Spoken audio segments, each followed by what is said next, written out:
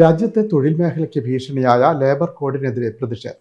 ആലപ്പുഴയിൽ മാധ്യമപ്രവർത്തകർ റാലിയും സമ്മേളനവും സംഘടിപ്പിച്ചു. KITUC സംസ്ഥാന പ്രസിഡന്റ് TJ ആഞ്ചലോസ് ഉദ്ഘാടനം ചെയ്തു.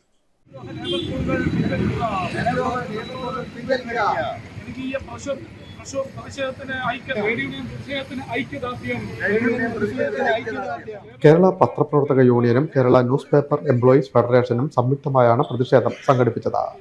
ആലപ്പുഴ ജില്ലാ കോടതിക്ക് സമീപം നടന്ന പ്രതിഷേധ ധർണ KITUC സംസ്ഥാന പ്രസിഡന്റ് TJ ആഞ്ചലോസ് XMD ഉദ്ഘാടനം ചെയ്തു. COVID-19 2019-20 എന്ന് പറയുന്നത് 4 പേര് ഒന്നിച്ചിരിക്കാൻ പാടില്ല, അങ്ങനെ ഇരുന്നാൽ സാമൂഹ്യ വ്യാപനം ഉണ്ടാകും എന്ന് പറഞ്ഞുകൊണ്ട് ലോകാരോഗ്യ സംഘടനയും കേന്ദ്ര സംസ്ഥാന ഗവൺമെൻറ്റും എല്ലാം ആരോഗ്യരംഗത്ത് ഒരു പ്രത്യേക അടിയന്തരാവസ്ഥ തന്നെ പ്രഖ്യാപിച്ച കാലഘട്ടമാണ്. എന്നാൽ ആ കാലഘട്ടത്തിലാണ് 400-ലധികം പേരെ വിളിച്ചു ചേർത്ത് പാർലമെൻറ്റ് സമ്മേളനം നടത്തിയത്. പാർലമെൻറ്റ് അംഗമായിരുന്ന എനിക്കറിയാം, അവിടെ സെൻട്രലൈസ് AC സംവിധാനമാണ്. കോവിഡ് വ്യാപനം കൂടുതലുണ്ടാകും. എന്നാൽ ആ പാർലമെൻറ്റ് സമ്മേളനങ്ങളിൽ കോവിഡ് പ്രതിരോധവും നമ്മുടെ രാജ്യത്തെ ജനങ്ങളെ സംരക്ഷിക്കുവാൻ വേണ്ടിയുള്ള കാര്യങ്ങൾക്കുമല്ല മുൻഗണന കൊടുത്തത്. ഇത്തരത്തിലുള്ള നിയമനിർമ്മാണങ്ങൾക്ക്, കർഷക വിരുദ്ധ നിയമങ്ങൾ കൊണ്ടുവന്നത് ആ കാലഘട്ടത്തിലാണ്, ലേബർ കോഡുകൾ കൊണ്ടുവന്നത് ആ കാലഘട്ടത്തിലാണ്.